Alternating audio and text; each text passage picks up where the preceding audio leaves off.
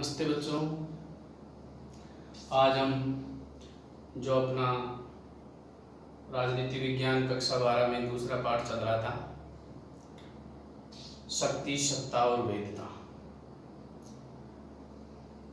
पहले अपन शक्ति का अर्थ, परिभाषा ये अपन ने समझा। आज उससे आगे अपना टॉपिक है शक्ति का बल एवं प्रभाव से भेद।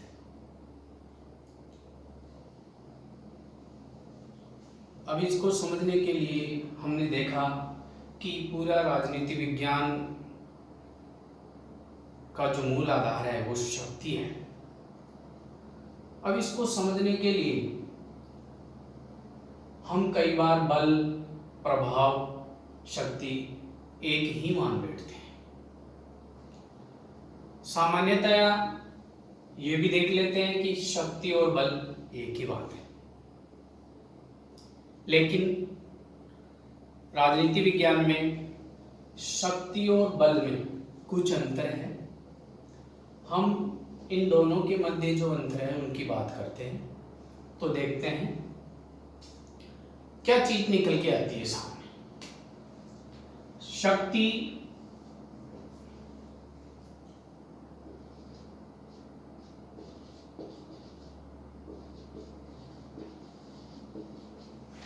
शक्ति प्रचंड बल है।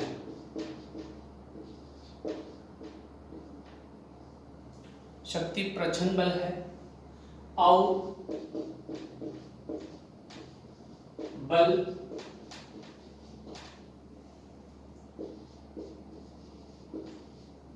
प्रकट शक्ति।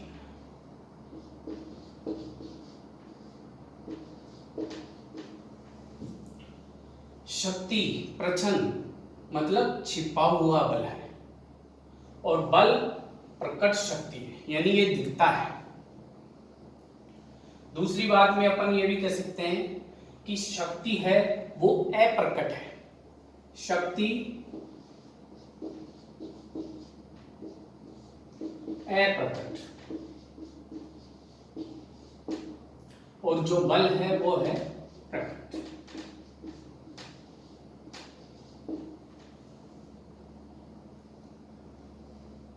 तो आप समझ गए होंगे, शक्ति दिखाई नहीं देती है और बल दिखाई देता है। आइए इसको उदाहरण से समझते हैं। जिस प्रकार पुलिस के पास अपराधी को दंडित करने की शक्ति नहीं होती है। पुलिस के पास अपराधी को दंडित करने की शक्ति नहीं होती है, लेकिन जब वो उसको वास्तविक रूप में दंड देता है, वो चाहे शारीरिक दंड हो, आर्थिक दंड हो, किसी भी प्रकार का हो, तो जब वो वास्तविक रूप से दंड देते हैं तो वो बल का प्रयोग करते हैं। तो जो शक्ति निहित है वो तो उसकी शक्ति हो गई दंड देने की, और वास्तव में दंड दे रहा है वो उसका बल हो गया। दूसरे उदाहरण में देखते हैं कि एक टीचर के पास बच्चे को कक्षा से बाहर निकालने की शक्ति नहीं होती है। उसके पास पावर है कि वो स्टूडेंट को कक्षा से बाहर निकाल सकता है, लेकिन वास्तव में बच्चे को बाहर निकाल दे तो वो बल का प्रयोग। तो ये बात हो गई अपनी शक्ति और बल की। अब अपनी बात आती है आगे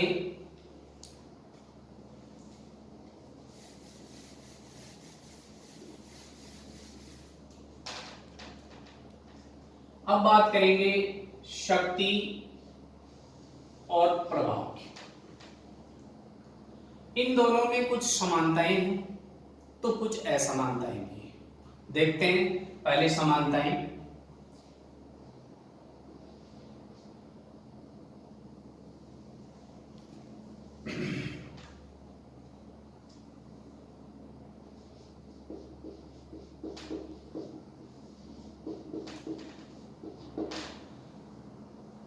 शक्ति और बल, इन दोनों में क्या समानता है? देखो, पहली बात, दोनों एक दूसरे को सबलता प्रदान करते हैं। शक्ति और प्रभाव दोनों एक दूसरे को सबलता प्रदान करते हैं। तो पहली बात हो गई सबलता की।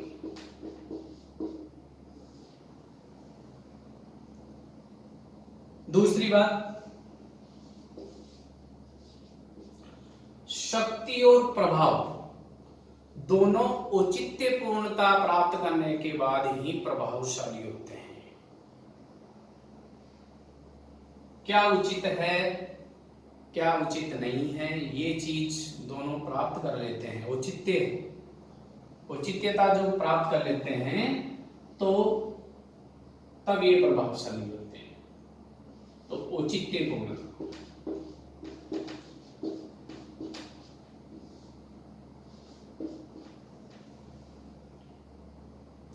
तीसरी बात,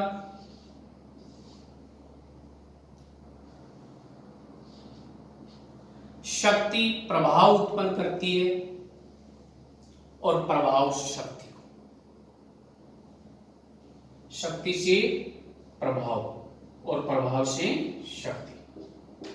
कहने का मतलब शक्ति से प्रभाव उत्पन्न होता है और प्रभाव से शक्ति उत्पन्न होती है। ये तीन समानताएं इनमें हम देखते हैं। अब देखते हैं अपन दोनों में असमानताएं, क्या भिन्नता है।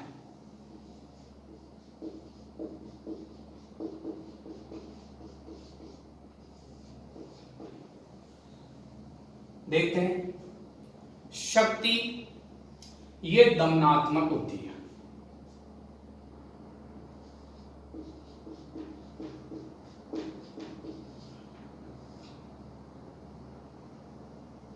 इधर शक्ति है और इधर प्रभाव।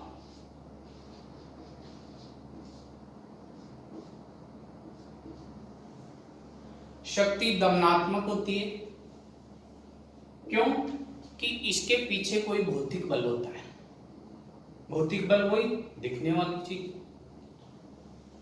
प्रभाव ये मनोवैज्ञानिक होता है।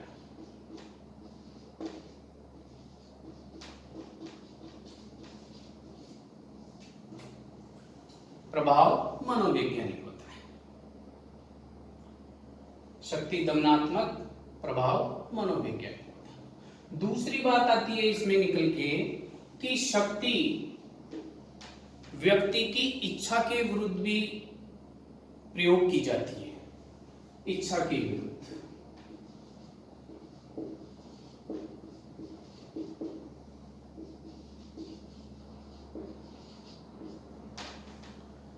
लेकिन प्रभाव व्यक्ति की स्वीकृति पे आधारित होता है। प्रभाव व्यक्ति की स्वीकृति पे आधारित होता है। क्यों कि इसके पीछे प्रभाव संबंधात्मक होता है। आगे देखते हैं, शक्ति अप्रजातांत्रिक होती है। शक्ति अप्रजातांत्रिक होती है और अपना प्रभाव ये प्रजातांत्रिक होता है।